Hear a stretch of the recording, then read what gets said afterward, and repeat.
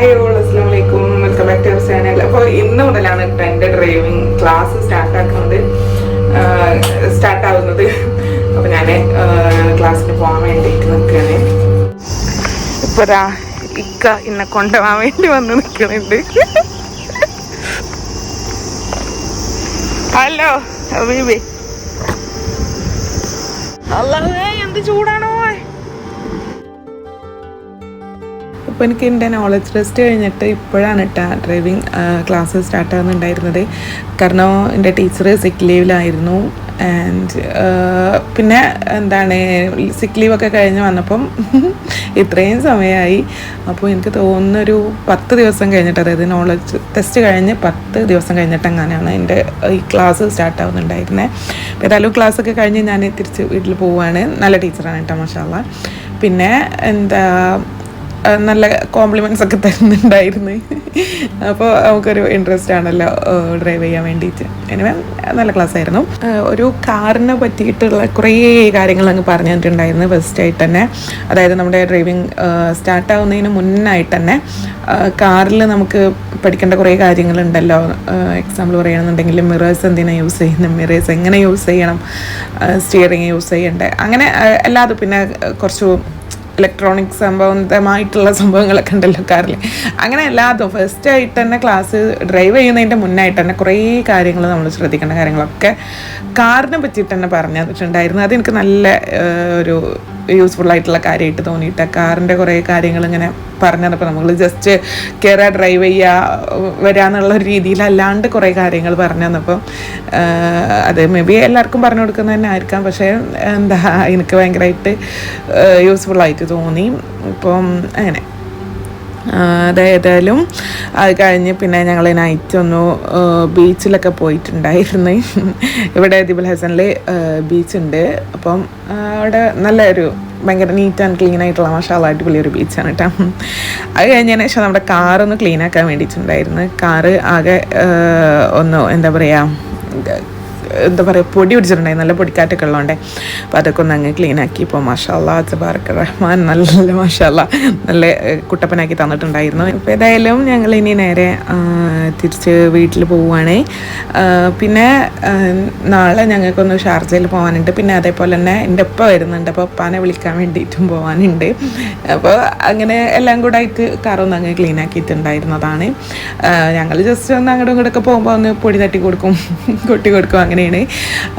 പിന്നെ നല്ല പൊടിക്കാറ്റാട്ടോ. നമ്മളിപ്പോൾ വാഷ് ചെയ്ത് കൊണ്ടിട്ടാലും കുറച്ച് കഴിയുമ്പം പോയി നോക്കുമ്പോൾ ഉണ്ടാവും അതേപോലെ പൊടി അടിച്ചെടുക്കുന്നത്. സ്പെഷ്യലി നമ്മൾ കാർ പാർക്ക് ചെയ്തിടുന്ന സ്ഥലത്ത് ഒരു പൊടി പോലെയുള്ള ഒരു സ്ഥലമാണ്. ഭയങ്കരമായിട്ട് ഇങ്ങനെ മണ്ണെന്ന് പറയാൻ പറ്റില്ല, ഭയങ്കര മൈദപ്പൊടി പോലത്തെ പൊടിയില്ലേ, അങ്ങനെയുള്ളൊരു ഏരിയയാണ്. അപ്പോൾ എന്തായാലും ഇങ്ങനെ പൊടിക്കാറ്റ് അടിച്ചിട്ട് പൊടി അടിച്ച് എടുക്കുന്നുണ്ടാവും. ഓൾമോസ്റ്റ് എവരി കാറും അതേപോലെ തന്നെയാണ്. പിന്നെ ഞങ്ങളിതാ പിറ്റേ ദിവസം മോർണിംഗ് വീട്ടിൽ നിന്ന് ഇറങ്ങിയിട്ടുണ്ട്. ഇപ്പം നല്ലൊരു വ്യൂ ആയിരുന്നു കേട്ടോ, നല്ല രസമുണ്ടായിരുന്നു കാണാൻ. പക്ഷെ നല്ല ഹ്യൂമിഡിറ്റി ഉണ്ടായിരുന്നു, നല്ല ചൂടും ഉണ്ടായിരുന്നു. പക്ഷേ ഇവിടെ അങ്ങനെ നല്ല മേഘം ഇങ്ങനെ താഴെ ഇറങ്ങിയിട്ട് കിടക്കുന്ന പോലെ ഒരു ഫീലില്ല, നല്ല രസമില്ല കാണാൻ. അപ്പോൾ ഇങ്ങനെ കണ്ടപ്പോൾ ഞങ്ങൾക്കും കൂടെ കാണിച്ചു തരാമെന്ന് എഴുതിയിട്ട് വീഡിയോ എടുത്തിട്ടുണ്ടായിരുന്നു. എനിക്ക് ഭയങ്കര ഇഷ്ടമാണ് കേട്ടോ അങ്ങനെ മേഘം, മഞ്ഞ്, അങ്ങനത്തെ സംഭവങ്ങളൊക്കെ എനിക്ക് ഭയങ്കര ഇഷ്ടമാണ്. അപ്പോൾ നല്ല രസമുള്ളൊരു വ്യൂ ആയപ്പോൾ അതിങ്ങനെ വീഡിയോ എടുത്ത് വെച്ചിട്ടുണ്ടായിരുന്നതാണ്. കുറേ പേര് ചോദിക്കുന്നുണ്ടായിരുന്നു എൻ്റെ ഇപ്പം അമ്മയൊക്കെ നാട്ടിൽ പോയെന്ന്. അവർ നാട്ടിൽ പോയിട്ടുണ്ടായിരുന്നു കേട്ടോ. നാട്ടിൽ പോയിട്ട് എനിക്ക് തോന്നുന്നു 1 month എങ്ങനെ ആയിരുന്നു എന്ന്. ഇപ്പോൾ ഉപ്പാക്ക് പെട്ടെന്ന് വരേണ്ട ഒരാവശ്യം വന്നപ്പോൾ ഉപ്പ ഇങ്ങ് വന്നിട്ട് വരികയാണ്. ഇപ്പോൾ ഞാൻ ഇക്കാനോട് ഇങ്ങനെ പറയായിരുന്നു കേട്ടോ, നമ്മൾ മോർണിംഗിലൊന്നും അധികം അങ്ങനെ യാത്ര ചെയ്യാറില്ല, എനിക്ക് തോന്നുന്നു ഞാനിങ്ങനെ ചെയ്യാറില്ല. ഹോസ്പിറ്റലിൽ പോകുമ്പോൾ നമ്മുടെ ആ ഒരു ഹോസ്പിറ്റലിൽ എത്തേണ്ട ടൈമിനനുസരിച്ചിട്ട് അങ്ങനെ വരാമെന്നല്ലാണ്ട് അത് ഞങ്ങൾ എപ്പോഴും ഈവനിങ്ങിലൊക്കെ ആയിരിക്കും ബുക്കിംഗ് ഒക്കെ എടുക്കുക. അപ്പോൾ അതുകൊണ്ട് തന്നെ ഈ മോർണിംഗിലത്തെ യാത്ര നല്ല രസമുണ്ടായിരുന്നു മാഷാ അല്ലാ. റോഡൊക്കെ കാലിയാണ്. അപ്പോൾ അങ്ങനെ നല്ല രസമുണ്ടായിരുന്നത്. പിന്നെ എന്താ പിന്നെ എനിക്ക് തോന്നുന്നു ഞാൻ ലാസ്റ്റ് വീഡിയോ ഇട്ടിട്ടുണ്ടായിരുന്നല്ലോ എനിക്ക് ബ്രസ്റ്റ് ക്യാൻസർ ആണോ എന്ന് ഞാൻ തംബ്നെയിലിൽ ഇട്ടിട്ടുണ്ടായിരുന്നു. ഇനിയിപ്പം ബ്ലഡ് ക്യാൻസറിൻ്റെ കൂടെ ബ്രസ്റ്റ് ക്യാൻസറോ എന്നുള്ളത്, കാരണം ഞാൻ അതായിരുന്നു ചിന്തിച്ചിട്ടുണ്ടായിരുന്നത്. ബിക്കോസ് ഒരു 1 year വെക്കാമെന്ന് തോന്നുന്നു. ഇവിടെ ഞാൻ കാണിക്കുന്ന ഓങ്കോളജി ഡോക്ടർ ഉണ്ടല്ലോ, ആ ഡോക്ടർ എനിക്ക് ഒരു എക്സ്ട്രാ ഒരു മെഡിസിൻ ഗൈനക്കോളജി തന്നിട്ടുണ്ടായിരുന്നു. ആ മെഡിസിൻ എന്നോട് സ്റ്റോപ്പ് ചെയ്യാൻ വേണ്ടി പറഞ്ഞു. ഇത് ബ്രസ്റ്റ് ക്യാൻസറൊക്കെ ആവാൻ വേണ്ടി ചാൻസ് ആവും, ബിക്കോസ് എനിക്ക് ഇങ്ങനെ അസുഖം ഉള്ളതുകൊണ്ട്, എനിക്കിങ്ങനെ ഓൾറെഡി എനിക്ക് ബ്ലഡ് ക്യാൻസർ ഉള്ളതുകൊണ്ട് ഇങ്ങനത്തെ മെഡിസിനൊക്കെ കഴിക്കുമ്പോൾ മേ ബി അതിൻ്റെ ബ്രസ്റ്റിനൊക്കെ എഫക്റ്റ് ചെയ്യാം, അതുകൊണ്ട് ആ മെഡിസിൻ സ്റ്റോപ്പ് ചെയ്യാൻ വേണ്ടിയിട്ട് പറഞ്ഞിട്ടുണ്ടായിരുന്നു. അപ്പോൾ ഇങ്ങനെ ഇതും എല്ലാം കൂടെ ആയപ്പോൾ ഞാൻ എല്ലാം കൂടെ അങ്ങ് കണക്ട് ചെയ്തിട്ടുണ്ടായിരുന്നു. അങ്ങനെയാണ്. അപ്പോൾ ഞാൻ എന്താണോ ചിന്തിച്ചത് അതാണ് ഞാൻ ആ തംബ്നെയിലിൽ ഇട്ടിട്ടുണ്ടായിരുന്നത്. അപ്പോൾ അത് ടെസ്റ്റ് ചെയ്യാൻ വേണ്ടിയിട്ടാണ് ഹോസ്പിറ്റലിൽ പോയിട്ടുണ്ടായിരുന്നതും. അങ്ങനെ ചെക്ക് ചെയ്ത് നോക്കിയപ്പോൾ അൽഹംദുലില്ലാ കുഴപ്പമൊന്നുമില്ല. ഹോർമോണൽ വേരിയേഷൻസ് കൊണ്ടാണ് ഒരുവിധം ലേഡീസിനൊക്കെ അങ്ങനെ ഉണ്ടെന്ന് പറഞ്ഞു. പിന്നെ ഇതാ ഞങ്ങൾ എയർപോർട്ടിലെത്തി, എൻ്റെ ഒപ്പം എത്തിയിട്ടുണ്ട്. അപ്പോൾ ഇപ്പോൾ മാത്രമാണ് ഇപ്പോൾ വന്നിട്ടുള്ളത്. ഉമ്മ മേ ബി ഈ 1 monthനുള്ളിലായിട്ടൊക്കെ വരുമെന്ന് പറയുന്നുണ്ട്. ഇൻഷാല്ലാ അപ്പൊക്കെ പെട്ടെന്ന് വരേണ്ട ഒരാവശ്യമാണ്. അപ്പോൾ അപ്പം വന്നിട്ടുണ്ടായിരുന്നതാണ്. ഉമ്മാക്ക് കുറച്ചും കൂടെ നാട്ടിൽ നിന്ന് ഉമ്മാൻ്റെ ഇപ്പോൾ നമ്മൾ നാട്ടിൽ പോയാൽ നമുക്കും നമ്മളെ വീട്ടിലൊക്കെ നിൽക്കുമ്പോൾ ഒരുതല്ല, അതേമാതിരി കുറച്ചും കൂടി ഒക്കെ ഒന്ന് അവരൊക്കെ എല്ലാവരും നാട്ടിലൊക്കെ ഒന്ന് നിൽക്കട്ടെ എന്ന് പറഞ്ഞിട്ടുണ്ടായിരുന്നതാണ്. അങ്ങനെ അതൊക്കെ കഴിഞ്ഞതിന് ശേഷം നമ്മളെ വണ്ടിക്കൊരു പണി കിട്ടിയിട്ടാ. വണ്ടിക്ക് പണി കിട്ടിയെന്ന് വെച്ചാൽ നല്ല ചൂടാണല്ലോ. അപ്പോൾ അവർ പറഞ്ഞിട്ടുണ്ടായിരുന്നത് ചൂടായി കഴിയുമ്പോൾ ഇതേപോലെ ഇങ്ങനെ ചെറിയ ചെറിയ പണികളൊക്കെ ഇങ്ങനെ കിട്ടിക്കൊണ്ടിരിക്കുന്നു. അപ്പോൾ അതിന് കുറച്ച് ടൈം വേണം ശരിയാക്കാൻ വേണ്ടിയെന്ന് പറഞ്ഞിട്ടുണ്ടായിരുന്നേ. അപ്പോൾ ഞങ്ങൾ സിസ്റ്ററിൻ്റെ അടുത്ത് ഇങ്ങ് വന്നിട്ടുണ്ടായിരുന്നതാണ്. കുറച്ച് നേരമൊക്കെ അവിടെ നിന്നു. പിന്നെ ഞങ്ങളിങ്ങ് വീട്ടിലേക്ക് വന്നിട്ടുണ്ടായിരുന്നതിന് ഫ്ലാറ്റിലേക്ക്. അപ്പം മോനും ഇക്കേതാ കിടന്ന് ഉറങ്ങാൻ നിൽക്കുന്നുണ്ട്. ഞങ്ങൾ ഏർലി മോർണിംഗ് എണീച്ച് പോന്നിട്ടുണ്ടായിരുന്നതാണല്ലോ. അപ്പോൾ അതുകൊണ്ട് തന്നെ ഇക്കാക്ക് ഉറങ്ങണം. കാരണം ഈവനിങ് ഇനി കാറ് കിട്ടിയിട്ട് വേണം ഈവനിങ് ഷോപ്പ് തുറക്കാനാകുമ്പോഴത്തേക്കിന് തിരിച്ചു പോകണമെന്നുള്ള രീതിയിൽ ഇക്ക കിടന്നുറങ്ങുകയാണ് കേട്ടോ. അപ്പോൾ ഏതായാലും ഞങ്ങളിപ്പോൾ ഞാനിവനൊന്നിങ്ങനെ കുട്ടീനെ ഒന്നിങ്ങനെ ഉറക്കി കൊടുക്കായിരുന്നു.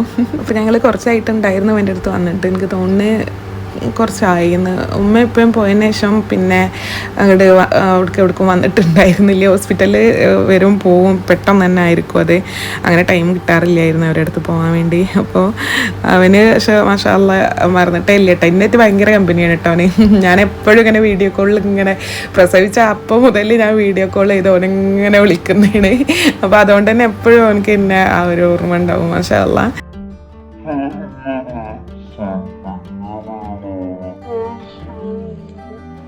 ഇപ്പം ഞങ്ങളിതാ നമ്മുടെ കാറ് സർവീസ് ചെയ്യുന്നിടത്ത് വന്നിട്ടുണ്ടായിരുന്നു. അപ്പോൾ കാർ ഇങ്ങനെ മുകളിൽ പൊക്കി വെച്ചിട്ടുണ്ട് കേട്ടോ. അപ്പോൾ ഉപ്പൊക്കെ ഇങ്ങനെ നോക്കിയിട്ട് അവരുടെ കൂടെ ഒക്കെ ഉണ്ടായിരുന്നു. അപ്പോൾ ഇവൻ അതിങ്ങനെ നോക്കായിരുന്നു കേട്ടോ. അപ്പോൾ ഞങ്ങൾ പിന്നെ അവിടെ കുറേ നേരം കളിച്ച് പിന്നെ വീട്ടിലെത്തിയതിന് ശേഷം പിറ്റേ ദിവസമാണ് തോന്നുന്നത്, അതോ ഞാൻ നൈറ്റാണോ, പിറ്റേ ദിവസമാണത്. എൻ്റെ സെമിയ റഹ്മാൻ്റെ അനിയത്തിട്ട അവള് കുറേ എരുന്തൊക്കെ കൊടുത്തയച്ചിട്ടുണ്ടായിരുന്നു ഞങ്ങൾക്ക് എല്ലാവർക്കും. അപ്പോൾ അതൊക്കെ കഴിച്ചു. പിന്നെ സെനുവിൻ്റെ സ്പെഷ്യൽ മാങ്ങ നമ്മളെ വീട്ടിൽ തന്നെ ഉണ്ടായ മാങ്ങയാണ് കേട്ടോ. അത് ഉണക്കിയിട്ട് അച്ചാറിട്ടിട്ടുണ്ടായിരുന്നു. അത് നല്ല ടേസ്റ്റ് ഉണ്ടായിരുന്നു. അപ്പോൾ അതൊക്കെ കൂട്ടിയിട്ട് ചോറ് കഴിക്കുക. പിന്നെ എൻ്റെ അമ്മാൻ്റെ വകയും കുറച്ച് മാങ്ങ ഉണ്ടായിരുന്നു. പിന്നെ എൻ്റെ അമ്മ ഉണ്ടാക്കിയ കുറച്ച് ബീഫും ഒക്കെ ഉണ്ടായിരുന്നു. അപ്പോൾ നാട്ടിൽ നിന്ന് എന്തിട്ടാലും നമുക്കൊരു സന്തോഷമാണല്ലോ. പ്രത്യേകിച്ച് എനിക്ക് ഈ എരുന്നുണ്ടല്ലോ, ചിലർ കക്കിറച്ചി എന്നൊക്കെ എന്തുകൊണ്ട് പറയാം, എനിക്ക് ഭയങ്കര ഇഷ്ടമാണ്. എൻ്റെ ഒരു ഫേവറേറ്റ് ആയിട്ടുള്ളൊരു സാധനമാണത്.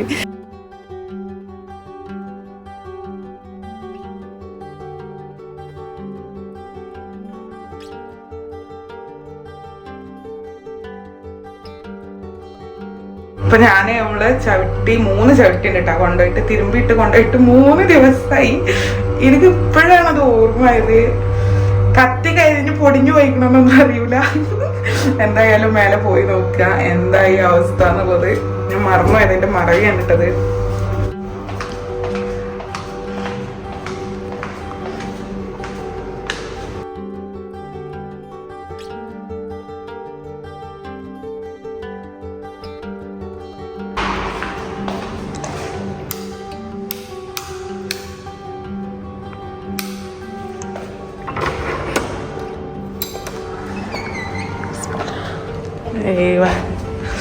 ഇതെടുക്കണം കേട്ടാ.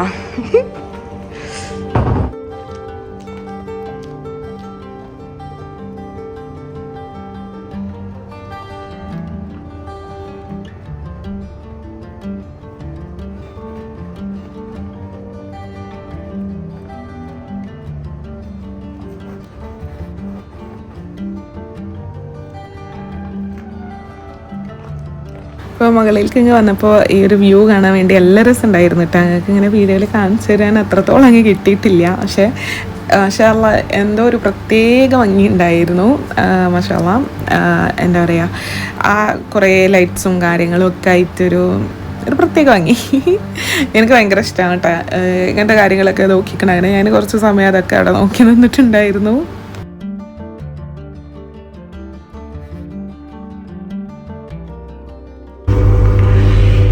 എടുത്തു കൊടുത്തിട്ടുണ്ട് കേട്ടാ. ഒരു വെയിലത്ത് കുറെ കിടന്നുണ്ടാവും ഒരു സ്മെല്ലില്ലേ, അങ്ങനത്തെ ഒരു സ്മെല്ല്. ഞാൻ വേണമെങ്കിൽ ഒന്നുകൂടെ അലക്കിയിടുന്നത്, പക്ഷെ അലക്കിയിട്ടാൽ ഇനിയും ഇതേപോലെ 3 ദിവസം കഴിഞ്ഞിട്ടാണ് എടുത്തോണ്ടേ അറിയില്ല.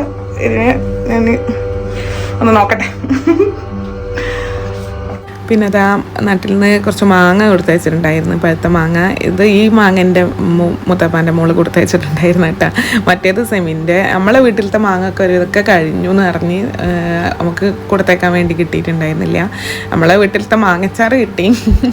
നമ്മളെ വീട്ടിൽ എന്തുണ്ടായാലും അത് നമുക്ക് കിട്ടുമ്പോൾ ഒരു സന്തോഷമല്ലേ. മാങ്ങ കഴിഞ്ഞ വർഷം അതിൻ്റെ മുന്നത്തെ വർഷമൊക്കെ നമ്മളെ വീട്ടിലത്തെ മാങ്ങ ഞാൻ കഴിച്ചിട്ടുണ്ടായിരുന്നു. അപ്പോൾ ഇത്തവണ ഞാൻ എൻ്റെ അമ്മനോട് ഇങ്ങനെ പറയുമായിരുന്നു, നമുക്ക് ഇത്തവണ നമ്മളെ മാങ്ങ കിട്ടിയില്ലല്ലേന്ന്.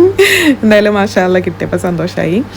പിന്നെ ഞങ്ങൾ നൈറ്റ് ഒന്ന് അസോളയിൽ പോവാണ്, ഒന്ന് ഡ്രസ്സ് എടുക്കാൻ വേണ്ടിയിട്ടുണ്ട്. ഇക്കാൻ്റെ ഫ്രണ്ടിൻ്റെ വൈഫ് പ്രസവിച്ചെടുക്കുന്നുണ്ട്. അപ്പോൾ അവിടെ പോകാമെന്ന് കരുതിയിട്ട് അങ്ങനെ അസോളയിൽ പോയിട്ടാണ് ഡ്രസ്സ് എടുക്കുന്നത്. നമ്മൾ അധികം അസോളയിൽ തന്നെയാണ് എന്തെങ്കിലുമൊക്കെ അങ്ങനെ വാങ്ങിക്കാണ്ടുണ്ടെങ്കിൽ വാങ്ങിക്കാറ് കിട്ടുക, അതായത് ഡ്രസ്സ് ഐറ്റംസ് അങ്ങനത്തെ ഒക്കെ. എന്നോട് കുറേ പേര് ചോദിച്ചിട്ടുണ്ടായിരുന്നു അസോളിൻ്റെ ലൊക്കേഷൻ എവിടെയാണ് വരുന്നത് എന്നുള്ളത്. അസോളിൻ്റെ ലൊക്കേഷൻ ഇതാ, നമ്മൾ അൽക്കിയാൻ എന്ന് പറയുമല്ലോ, അൽക്കിയാൻ നമ്മളെ ഈ ഒരു പള്ളിയൊക്കെ ഉണ്ടല്ലോ, പള്ളിയൊക്കെ കഴിഞ്ഞിട്ട് ഇങ്ങനെ വന്നിട്ടുണ്ടെങ്കിൽ ദിബ മൊബൈൽ സോക്കും ഇല്ലേ, മൊബൈൽ സോക്കിലേക്ക് എത്തുന്നതിന് മുന്നായിട്ട് തന്നെ ഇവിടെ ഈ ലൈഫ് ഫാർമസി എന്നൊക്കെ കാണുന്നത് ഇങ്ങോട്ട് വരികയാണെന്നുണ്ടെങ്കിൽ കാണാൻ പറ്റും. അത്യാവശ്യം മാഷാഅല്ലാഹ് വലിയ ബിൽഡിങ്സാണ്.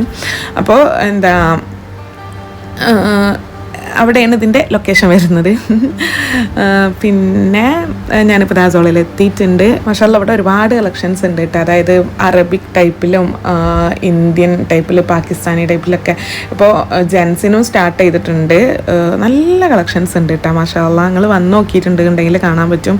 ഇപ്പോൾ ഫ്ലോറൽ പ്രിൻസിലുള്ള ഗൗൺ മാക്സി അങ്ങനെ പല ടൈപ്പിലും ഉണ്ട് കേട്ടോ. അറബിക് മാക്സി, പിന്നെ കുട്ടികൾക്ക് വേണ്ടിയിട്ടുള്ള ബോയ്സിനും ഗേൾസിനും അങ്ങനെ എല്ലാ ടൈപ്പിലുള്ള മാഷാഅല്ലാഹ് ഒരുപാട് നല്ല കളക്ഷൻസ് ഉണ്ട്. ഇപ്പോൾ നിങ്ങൾ ആരെങ്കിലുമൊക്കെ ദിബയിലൊക്കെ ഉള്ളവരാണെന്നുണ്ടെങ്കിൽ ഈദിന് ഡ്രസ്സ് എടുക്കണമെന്നുണ്ടെങ്കിൽ നിങ്ങൾക്ക് സൽവാറും ഒക്കെ പുതിയതായിട്ട് ഇപ്പോൾ സ്റ്റാർട്ട് ചെയ്തിട്ടുണ്ട് കേട്ടോ. പാകിസ്ഥാനി സ്യൂട്ട്സും ഇന്ത്യൻ ഡ്രസ്സും കോട്ടണിലും അങ്ങനെ പൈജാമാസും അങ്ങനെ ഇഷ്ടംപോലെ ഐറ്റംസ് ഉണ്ട്. നിങ്ങൾ വന്ന് നോക്കിയാൽ കാണാൻ വേണ്ടി പറ്റും. അപ്പോൾ എന്തായാലും വീട്ടിൽ എത്തി. പിന്നെ ഷോപ്പ് ക്ലോസ് ചെയ്ത് വരുമ്പോൾ എന്നോട് റെഡിയായി നിൽക്കാൻ വേണ്ടി പറഞ്ഞിട്ടുണ്ടായിരുന്നു. അപ്പോൾ ഞാൻ റെഡിയായി അപ്പോൾ താഴേക്ക് ഇറങ്ങുകയാണ്. അപ്പോൾ ഞാൻ അധികം അങ്ങനെ പ്രസവിച്ചെടുക്കുന്നിടത്തേക്ക് പോവാറേ ഇല്ല കേട്ടോ. എനിക്ക് എന്തോ ഒരു ഇതാണ്, ഞാൻ അങ്ങനെ പോകാറില്ല. കാരണം ചിലർക്കൊരു ഇതായിരിക്കുമല്ലോ, അവരെ കുട്ടിക്ക് കണ്ണ് തട്ടിയോ അവർ കുട്ടീനെ എന്തെങ്കിലും വിചാരിച്ചോ അങ്ങനത്തെ ഒക്കെ ഒരു ചിന്തയായിരിക്കും. എനിക്ക് തന്നെ അങ്ങനത്തെ ഇത് ഉണ്ടായിട്ടുമുണ്ട്. നമ്മൾ കുട്ടീൻ്റെ കൂടെ പ്രസവിച്ച ഒരു കുട്ടീനൊക്കെ എടുത്ത് ഓടി എന്നൊക്കെ ഞാൻ പറഞ്ഞിട്ടുണ്ടായിരുന്നില്ല. അതേപോലെ എന്നെ കണ്ടപ്പോൾ കുട്ടീൻ്റെ ഒരാൾ കൊലയിൽ ഇരിക്കുന്ന ആൾ വേഗം എടുത്ത് അകത്ത് പോയി ഡോറൊക്കെ ക്ലോസ് ചെയ്തിട്ട്, അപ്പോൾ അങ്ങനത്തെ എക്സ്പീരിയൻസ് ഒക്കെ എനിക്ക് ഉണ്ടായതുകൊണ്ട് ഞാനങ്ങനെ പ്രസവിച്ചെടുത്തിടത്തൊന്നും പോവാറില്ല. പക്ഷേ ഇവർ കാനായിട്ട് ഭയങ്കര ക്ലോസ് ആണ്. പിന്നെ ഇവർ പ്രഗ്നൻസിയിൽ നമ്മളോടും കുറേ ഡോക്ടേഴ്സിനെ പറ്റി അങ്ങനെയൊക്കെ ചോദിച്ചറിഞ്ഞിട്ടുണ്ടായിരുന്നു. അപ്പോൾ ഞാൻ ഡ്രസ്സൊക്കെ എടുത്ത് വന്നു. നമ്മൾ അവരെ വീട്ടിൽ അവിടെ ഫ്രണ്ടിൽ എത്തിയപ്പോൾ എനിക്ക് എന്താണെന്നറിയില്ല, എന്തോ ഒരു സങ്കടം. ഇനിയിപ്പോൾ അവരെന്തെങ്കിലും കരുതുമോ, ഇനിയിപ്പോൾ വന്ന് എനിക്ക് അവരെ ഒന്നും പരിചയവും ഇല്ല. പക്ഷെ മാഷാഅല്ലാഹ് അവരുടെ അടുത്ത് പോയി അവരെ അമ്മയാണെന്നുണ്ടെങ്കിലും അവരെ വൈഫാണെന്നുണ്ടെങ്കിലൊക്കെ മാഷാഅല്ലാഹ് നല്ല സ്വഭാവമായിരുന്നു കേട്ടോ. ഞാൻ നിങ്ങളോട് പറഞ്ഞില്ല, ഞാൻ കുട്ടികളുടെ അടുത്തൊന്നും അങ്ങനെ പോയിട്ട് ഞാൻ അങ്ങനെ നിൽക്കൂല, എനിക്കൊരു ഇതാണ്. പക്ഷേ അവൾ കൊണ്ടുവന്നിട്ട് കുട്ടീനെ എനിക്ക് കാണിച്ചിട്ടുണ്ട്, എൻ്റെ അടുത്ത് എടുക്കാൻ എന്നുള്ള രീതിയിൽ തന്നു. പക്ഷെ എനിക്കൊരു ഇതായിട്ട്, കാരണം കുഞ്ഞു കുട്ടിയാണ് കേട്ടോ മാഷാഅല്ലാഹ്, അപ്പോൾ ഞാൻ എടുത്തിട്ടുണ്ടായിരുന്നില്ല. അപ്പോൾ എന്താ പറയുക, എനിക്ക് ഭയങ്കര സന്തോഷമായിട്ട് അങ്ങനെ അവർ ചെയ്തപ്പോൾ മാഷാഅല്ലാഹ് നല്ല സ്വഭാവമുള്ള അമ്മയാണ്. ഇനിയിപ്പോൾ എൻ്റെ ഫ്രണ്ടാണെന്നുണ്ടെങ്കിൽ എല്ലാവരും മാഷാഅല്ലാഹ് നല്ല സ്വഭാവമായിരുന്നു. അപ്പോൾ ഭയങ്കര ഹാപ്പി ആയിട്ടാണ് ഞങ്ങൾ അവിടെ നിന്ന് തിരിച്ചു പോകുന്നത്. എനിക്ക് ഭയങ്കര സന്തോഷമായി. അപ്പോൾ അങ്ങനെയൊക്കെ ഞാൻ ആകെ ക്ലോസ് ആയിട്ടുള്ളത് എൻ്റെ അനിയത്തിൻ്റെ കുട്ടീനെറ്റ്, പിന്നെ ഒബിയസ്ലി നമ്മുടെ പാത്തുട്ടിനെറ്റ്, പിന്നെ അവിടെ ഉള്ള നമ്മളെ സാബിറളിമാൻ്റെ കുഞ്ഞളിമാൻ്റെ ഒക്കെ മക്കളേറ്റും, പിന്നെ നമ്മളെ തെസ്നീൻ്റെ, പിന്നെ എൻ്റെ അറബി ഫ്രണ്ട് ഉണ്ടല്ലോ അവരെ മക്കൾ, അങ്ങനെ കുറച്ചൊരു സെലക്റ്റഡ് ആയിട്ടുള്ള ആളുടെ കുട്ടികളെ മാത്രമേ ഞാൻ സ്നേഹിക്കാറും കൊഞ്ചിക്കാറും ഒക്കെ ഉള്ളൂ. അല്ലാണ്ട് ഞാൻ ആരുടെ അടുത്തും അങ്ങനെ പോവാറില്ല. ഇപ്പോൾ തന്നെ ഞാൻ പറഞ്ഞല്ലോ, ഞാൻ അങ്ങനെ കണക്ട് ആയിട്ടുള്ളത് അങ്ങനെ അവരുടെ അടുത്ത് മാത്രമേ ഉള്ളൂ. കാരണം എനിക്ക് അവർക്ക് ഇങ്ങണ്ട് നമ്മൾക്കൊരു പ്രയോറിറ്റി തരുന്നുണ്ട്, ഇങ്ങണ്ട് നമ്മളെ അവരെ കുട്ടീനെ വീര്യം കാട്ടുന്നില്ല, അവർക്ക് പ്രശ്നമില്ല എന്ന് കണ്ടാൽ മാത്രമേ ഞാൻ അങ്ങോട്ട് പോവാറുള്ളൂ, അല്ലാണ്ട് ഞാൻ പോവാറില്ല. അതിനിപ്പോൾ ആരെന്നായാലും നമ്മൾ അവരെ കുട്ടീനെ ഇഷ്ടമില്ല എന്ന് തോന്നിക്കഴിഞ്ഞാൽ അവരെ കുട്ടീനെ നമ്മൾ കാണുന്നതോ കൊഞ്ചിക്കണതോ അല്ലാണ്ടുണ്ടെങ്കിൽ നോക്കണതോ ഒന്നും ഇഷ്ടമില്ല എന്ന് കണ്ടു കഴിഞ്ഞാൽ ഞാൻ പിന്നെ ആ സൈഡിലേക്ക് നോക്കാറേ ഇല്ല കേട്ടാ. ഞാനിതൊരു അഹങ്കാരമായിട്ടൊന്നുമില്ല കേട്ടോ പറയുന്നത്, നമ്മളൊരു സെൽഫ് കെയറിന് വേണ്ടിയിട്ടാണ് അങ്ങനെ ചെയ്യുന്നത്. പിന്നെ നമ്മളെ സംബന്ധിച്ചിടത്തോളം നമുക്കൊരു കുട്ടി ഉണ്ട്, നമ്മൾ കാണാത്ത കുട്ടികളും ഒക്കെ നമുക്ക് നഷ്ടമായിക്കണം. അപ്പോൾ അങ്ങനത്തതൊക്കെ നമ്മളെ കുട്ടി മരിച്ച്, ചിലർക്കൊക്കെ കുട്ടികൾ മരിച്ച് അങ്ങനത്തെ അന്ധവിശ്വാസങ്ങളൊക്കെ ഉണ്ടാവില്ല. അപ്പോൾ അങ്ങനത്തെ ഒക്കെ കാരണങ്ങൾ കൊണ്ടാണ് ഞാൻ അങ്ങനെയൊക്കെ ചെയ്യുന്നത്, അല്ലാണ്ട് വേറെ ഒന്നും ഉണ്ടായിട്ടല്ല. അപ്പോൾ ഏതായാലും ഇന്നത്തെ വിശേഷം ഇത്രയൊക്കെ തന്നെയുള്ളൂ. അപ്പോൾ എല്ലാവർക്കും ടേക്ക് കെയർ ആൻഡ് ബൈ.